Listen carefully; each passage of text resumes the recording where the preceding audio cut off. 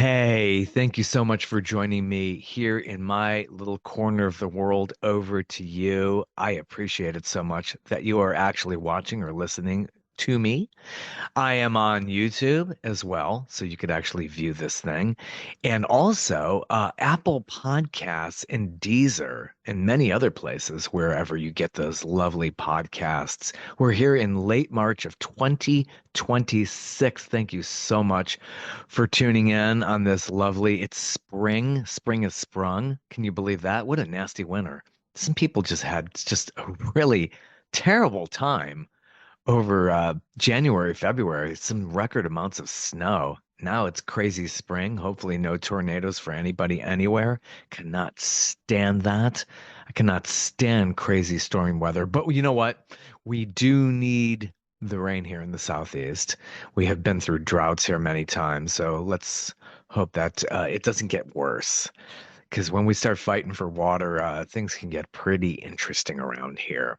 But anyway, today I'm speaking with Doug Kistner from the project Studio Deluxe. They have a great six-song EP, which is rocking and rolling wherever you get those music things, wherever they're at, yeah, on Amazon or TuneIn Radio, maybe perhaps.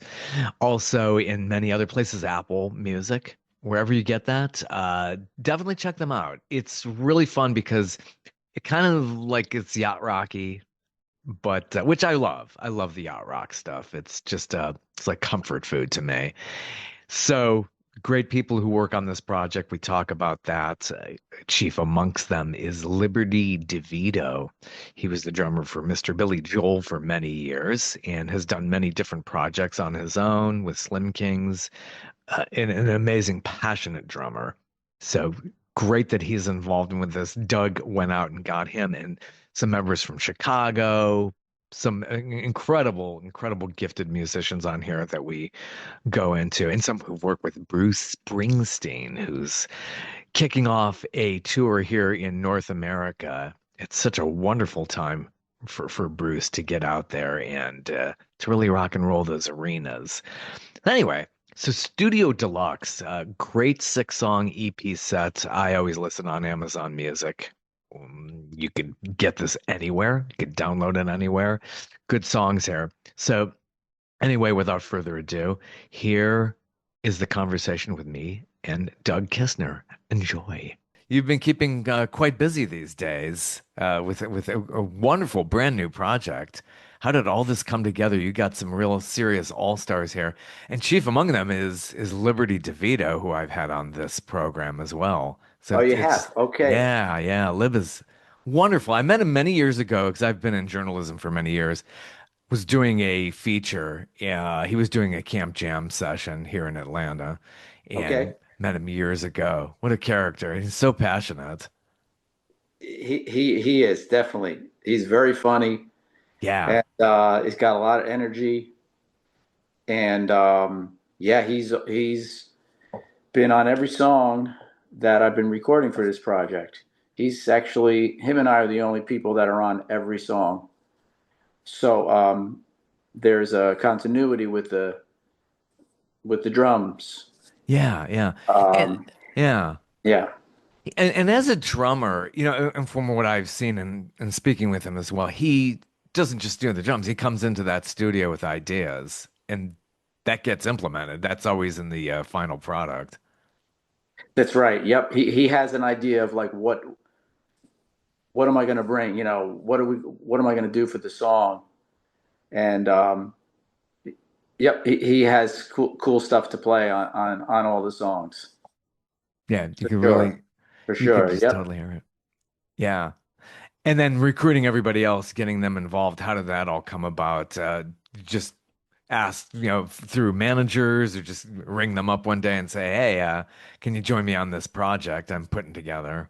Yeah, it was kind of that simple. It was sort of one by one, with different people. Yeah, I think back in the day I'd probably need to reach a record company or a manager or something, you know. But today I think the musicians are a little more accessible, maybe, and they're not recording a lot, and they're not hearing good songs, really. If that makes any sense, or stuff that they can get into, musically, and actually having, all these kinds of talents together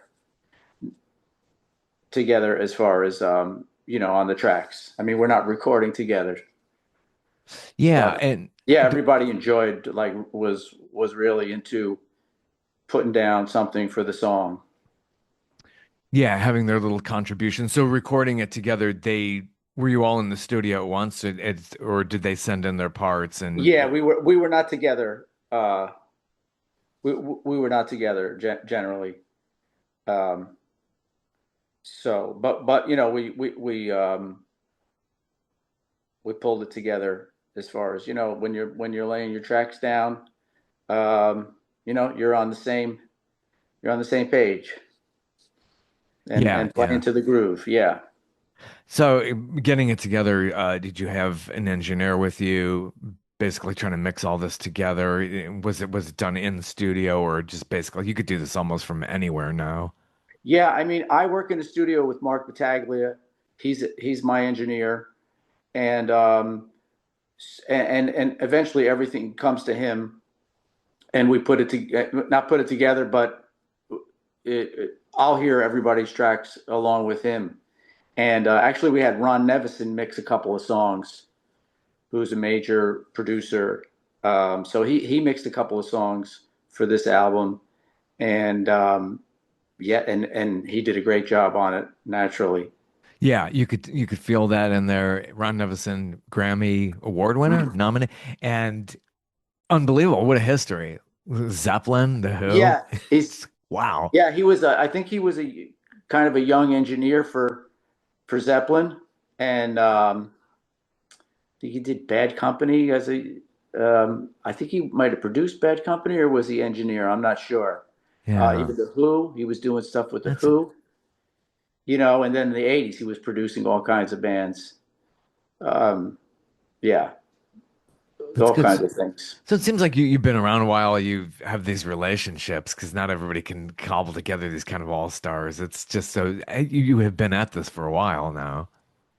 Yeah, well, this, like, getting back into songwriting and doing this whole thing just kind of came about in the last couple of years. And I wonder why wasn't I doing this before? I could have been doing this, but Yeah. it was just something that sort of happened, because I think I was just getting bored with just playing gigs, and I think it was just sort of time to, like, maybe I should write, even though, okay, nobody's going to be, there's no, because I used to submit to record labels, managers, publishers, and all that, years ago. Yeah. And then that's all sort of all dried up, and so I was doing more gigs, and everybody was just doing gigs. So this wasn't something that I've been doing. I mean, back years ago, I was doing the songwriting, and didn't get too far with it. Got a couple of, artists that were interested, but they never got cut in any major labels. Yeah, I just sort of got back into writing, which is probably, what I do best, or just I love doing that. Writing something, coming up with arrangements, coming up with the right parts. I think I'm singing better, and I'm definitely writing better lyrics than I ever did, Hmm. just because I'm more, like, focused on it. Hmm. How long were you And gigging? Were you doing that for many well, years up in yeah, the I've always been gigging, Yeah. So I mean, the past 10 years, I've been playing with Liberty in the Lords of Awesome. 52nd Street, and Oh, cool. some other bands. So, I thought of him once I had this idea of, well, what if I got, I wonder if Bill Champlin would sing on something for me. I don't Yeah. know. Yeah, So yeah. yeah, he had listened to a couple things and said, "Man, that sounds cool." I was like, "Whoa, okay." So then I started to think, maybe I could get some of these guys to play on it, and and it might be, and people might want to check it out more. And so Yeah. it just kept snowballing from there. Yeah. And I got all kinds of people on here. Oh Uh, yeah. What a great cast of characters. that's how it happened, sort of. Yeah, Leland Sklar. I mean, it's just incredible. These the rosters and then the connection to so much great talent out there. These people have played with Steely Dan, Bruce Springsteen. It just that's a huge list. You're talking about people with connections to huge legends. When you get this EP, you're going to hear a lot of those influences, especially that Chicago influence, which to me, growing up in the 70s and 80s, is just like comfort food. It's like you could really, Mhm. taste that in these tracks. And you've definitely captured that, especially with your single Turn the Page. Oh, thank you so much. Yeah. I appreciate that. Yeah, yep. I love the Chicago. Even even though they had different eras, there was still something that tied it together. Well, probably the horns, but still, it was just a lot of melodic stuff and harmonic things going on. Same with Steely Dan. Oh my gosh. Yeah. Yeah, Steely that's Dan. Oh, just the music is so great. Um, so I just try to do my own my own spin on here's how I would do, maybe a Chicago song or maybe a Steely Dan song or whatever. I didn't they sort of the songs just sort of happened and they're just my influences. So but sometimes you push them in a certain direction and sometimes you push them away from, doing too much of something else. You want to keep it different and fresh and yeah, having everybody play on it live, putting their things on it, just gave it a lot of life, I think.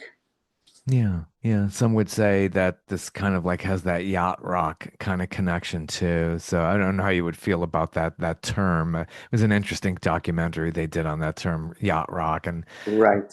Donald Fagen was not too happy with that kind of description. I don't know how serious he was about that, but Yeah. it's kind of Yeah. an interesting term. But I love it though.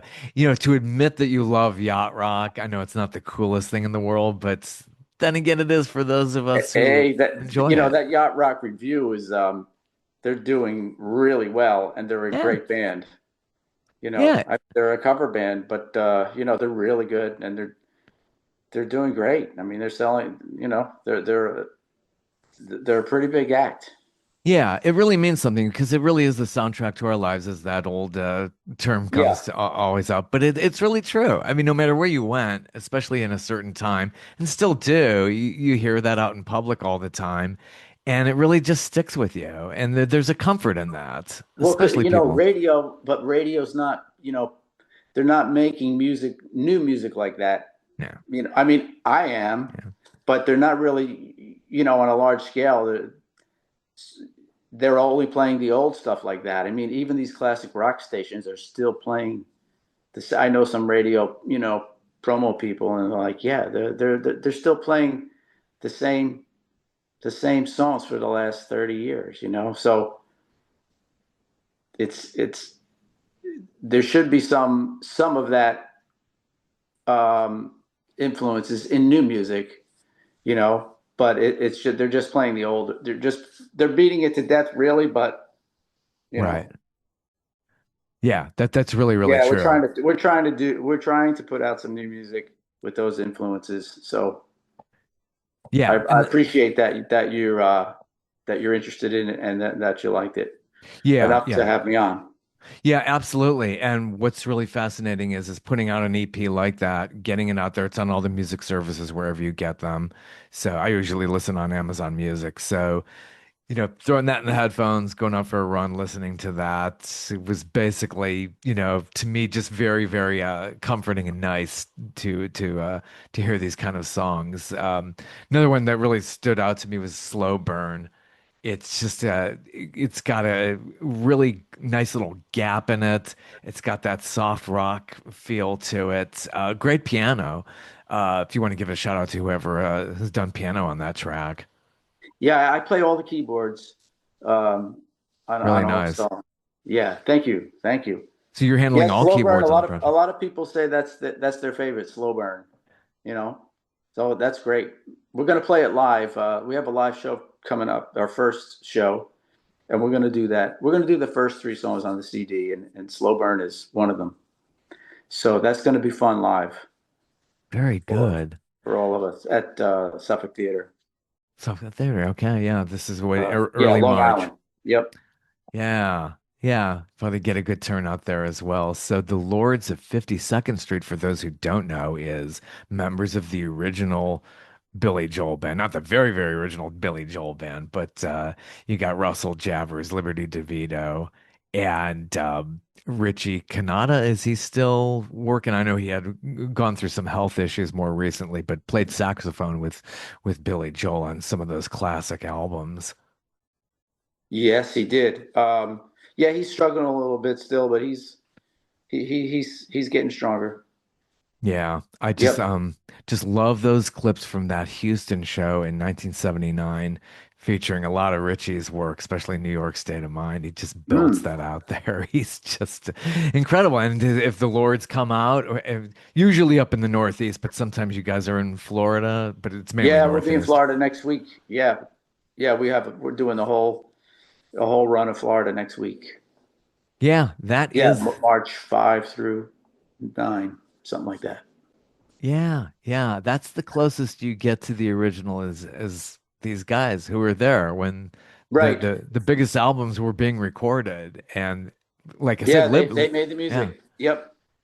yeah. Yep, for sure. Yeah, and Liberty's stories are amazing. I read his autobiography and gets into the nitty-gritty about how his ideas really made it onto the Stranger album in 1977. Mm. And just, to see a guy like that, he's not just like the guy in the back. It's like, yeah, this was the architect of some of the biggest songs of our lives. And to have him working with you has got to be something so special. And we hear it in this new EP. So, where does the name come from? Studio Deluxe. Is that the name of the actual studio that's you're working in? No, it's I just needed a name to represent that this was a like a project of like a studio project.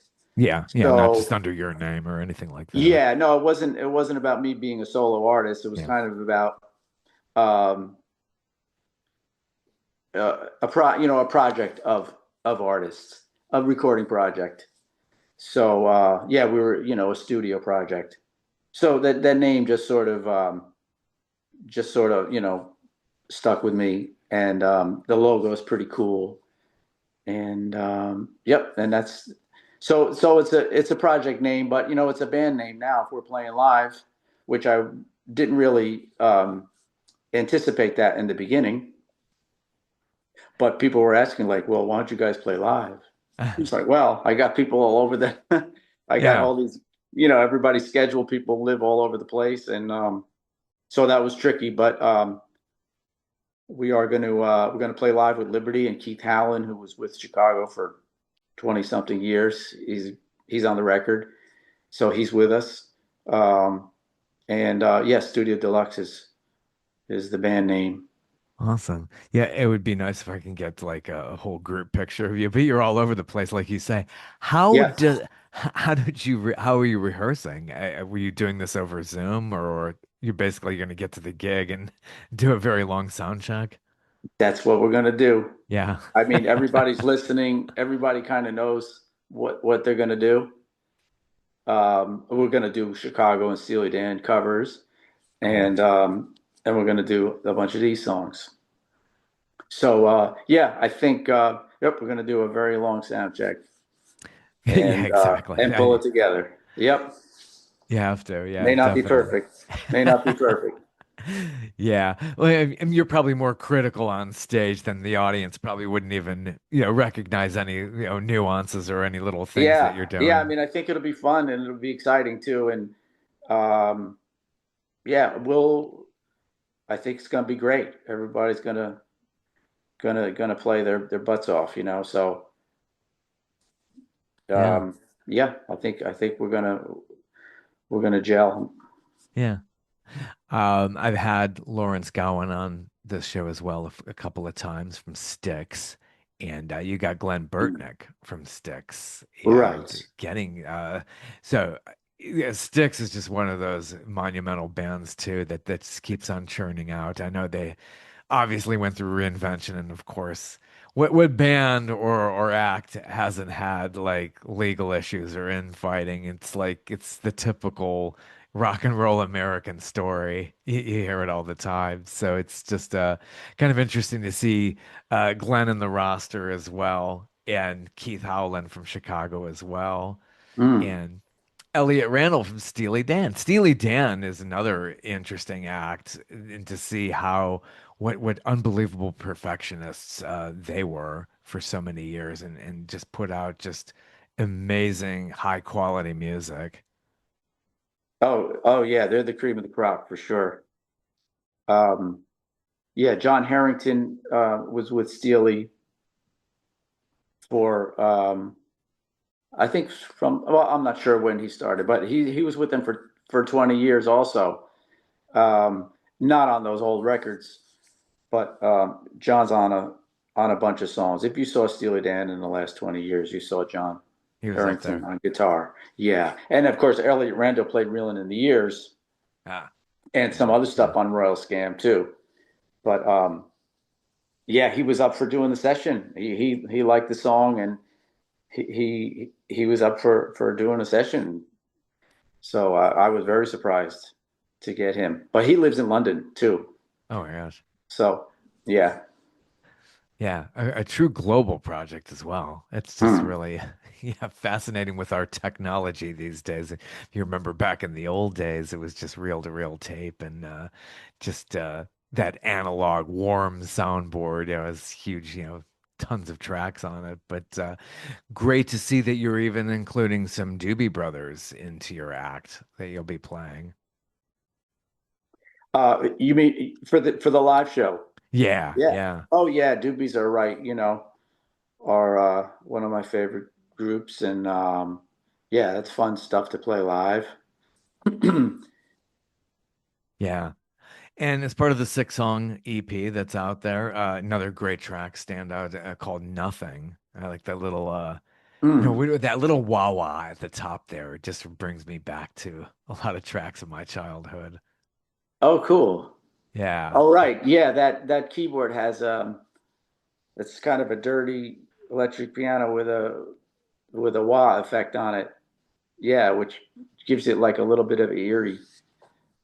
Well, I don't know if eerie is the right word, but it has a certain Yeah. atmosphere to it, and the Right. lyrics are dark. The lyrics are on the dark side, loneliness and that kind of thing. Yeah, yeah. So And those lyrics yeah. come to you. How do these lyrics come to you? That when you're sitting there and you're writing, is it just on spontaneously, or are you coming up with that as you're recording? Oh, definitely not as I'm recording. But Yeah. yeah, I mean finishing them is like just takes work, the time to like for me to just finish it. But when you get a certain hook or a certain thing that sticks, as you're kind of coming up with the melodies, as you're right, you know, um, that's when okay, this I've got something, and then you just need to really, flesh it out or finish your thoughts or, finish the verses or just maybe redefine or clarify like what the song is about. Yeah. So yeah, the And lyrics take the longest time, and that's if you rush pretty. them, you just end up with you can't really rush them. Yeah. I mean, if I had to come up with a whole bunch of songs now for an album, and if you rush the lyrics, you know, it'll sound that way, I think. Yeah, yeah, and some projects do when you look at some people's catalogs, but yeah, and nothing. Those are pretty heavy lyrics. How do you move on when that's just yeah, when the love is gone, how do you move on? It's really it must be a very lonely place. Well, I appreciate that you checked them out in that Yeah. way. Um, yeah, that was just like like a dark song, like when you come home to nothing, or you're waiting to hear, you know, from somebody or about something, and you get nothing, Yeah, yeah, yeah. or it's, you're just home. Sometimes you wake up in the middle of the night and it's just dark and, you know, so yeah, it was kind of a pretty honest, like, um, lyric on when you might feel that way, Yeah, which yeah. is hopefully not too often. Yeah, exactly. But we all get there at some point. Again, Yeah, something yeah. else. It's very relatable. I mean, who hasn't been in that kind of a situation? Uh, you also have female backing artists on this six-song EP. Not in a million years. Yeah, Reagan Richards. Reagan Yeah. Richards. Oh yeah, she's great. She's a great performer. I met her through Summer of Love, which is Glenn Burtnick's project, which is a '60s, late '60s Hmm. thing. So yeah, I thought of her, um, and yeah, that she adds a nice sound to the track for sure, with a different voice and high harmonies in there. It sounds great. Yeah, good horn section there as well that's featured. Mm. Definitely you can feel it in that. And I like the nice falsetto getting into that track. Oh, cool. Yeah, I can sing falsetto, but it's thin. So if you, I think we tripled it. Mm. Sounds sounds pretty good. Yeah, yeah, definitely good sonic experience. I definitely recommend that as well. As far as recording history goes, have you recorded as a solo artist? Do you have a lot of stuff out there that people could find? No, I mean, this album is really, It's I really have a it. few songs. I have a few songs I put out there solo, in the modern age of Spotify and all that, Mhm. Yeah, as singles. Yeah. That's we've kind of come around back to like when in the 50s it was just the big singles, Yeah. Nobody really thought of concept albums. Right, right. I mean, I'm just trying to get, well, anybody is trying to just get people to like love one song. You Yeah. know, the like if you put the whole, if I waited and I just waited till I had 10 songs done and then put them out, then you put them out, you only hope people are going to hear or love one or two songs. They're never going to, listen to all of them.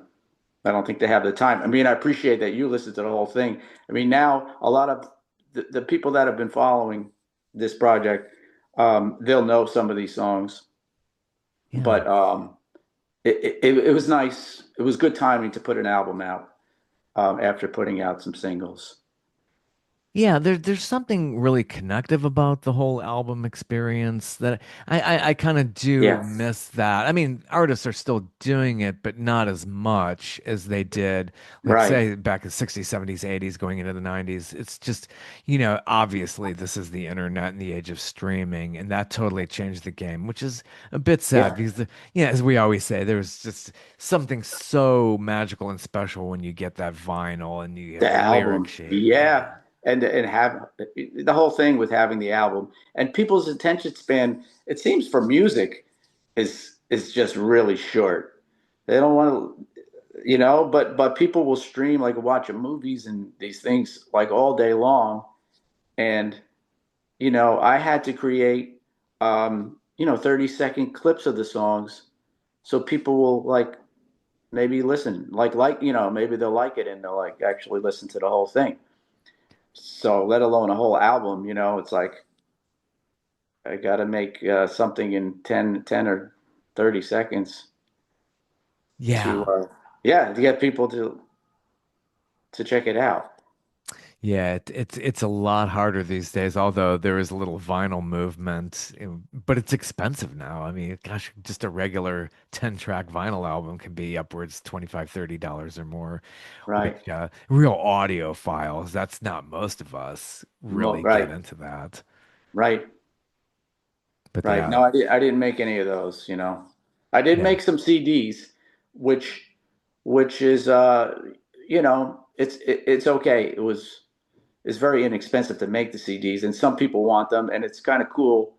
it's cool to have them, and they're so it's available in CD. Um, Yeah. but most people will stream on whatever they like. Most Yeah. people like. I've lost count. I think you have 8 tracks on this Yeah, album. So eight. I know I was thinking 6. I must have been thinking of something else, but That's all right. it's 8 tracks altogether. And you have a great closeout track, Light Still Shines About. It's like that does feel like that is your great grand. It's always nice to have that great grand closing track to a project. That's a cool ending, and Yeah. Bill Champlin sings his ass off at the end, Yeah. and Yeah. so does Liberty plays his ass off at the end too. So yeah, the two of them are uh, it's just really smoking. Yeah. So yeah, I thought it was a good track to end with. Yeah, definitely. Just especially because of that ending section. It's like not my best song, but the way that thing goes out is really cool. So I like it. Yeah, great arrangement. Was it tough to really sit down and figure out the order? A lot of people, musicians will, producers, engineers sit down and they just kind of Yeah, like obsess over the order. you're right. No, that was so fun. I did it so quickly. I knew right away. Um, I kind of knew where they were going to go. Yeah, and Yeah, I kind of knew. Yeah. a lot of albums have, a gap, a little moments of silence between songs. I noticed you go from old school right into the closing track. It's Oh, well, with the digital, I mean, with the digital, maybe there's a way to do it, but I really didn't have control of that. And I didn't yeah, realize that till after we submitted the album. I realized, well, I haven't even, like, I didn't really know how to do that. yeah. And the engineer really didn't either. Like, how do we do the spacing? And, just the digital distribution just did it by itself. That's And it didn't interesting. ask us, it didn't ask us about, how do you want to space? It just took the tracks in the order. And so I didn't like that, but that's Yeah, that's something I learned. But yeah, I mean, on the CD, well, I mean, I just let the record company that manufactures CD handle that. But I should have paid attention to that too with them. Yeah, that's it's interesting because it reminds me of "I'm Good" by Yellow Brick Road by Elton John. There's like Hmm. certain songs just have that almost like no space between them. It's like, is this very deliberate? It's kind of interesting. It's cool actually, but like, did they really want to do that? So that's interesting to hear that. Like, well, these days, yeah, you go to distribute something, even if you've listened to this a zillion times it gets distributed and like something like that happens. It's really good. It's not a bad mistake. It really isn't, but it's just kind of interesting to hear that these songs go right into each other. Of course, it's a digital format and it's Yeah, fine, yeah. I really. was like I said, I was not. I didn't realize it till after we submitted the album Yeah. that I had no control over that. Yeah. Very heavy vocal on Old School. I really could feel it on that one too. Who's, the very, very strong, centered, heavy vocal. Great song. Oh, cool, cool. Yeah, Glenn Burtnick did some. That's the song that he sang some backgrounds and on that one along with me. Very cool. Very cool. So it's gonna be interesting. Yeah. So this is your first gig. Are you gonna do many more after this since it's just basically you're all over the place?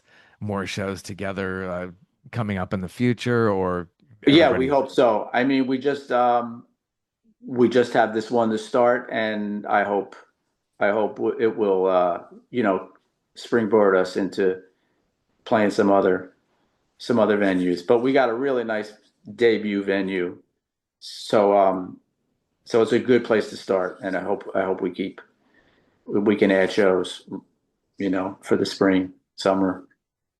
Good, good. Yeah, thank you.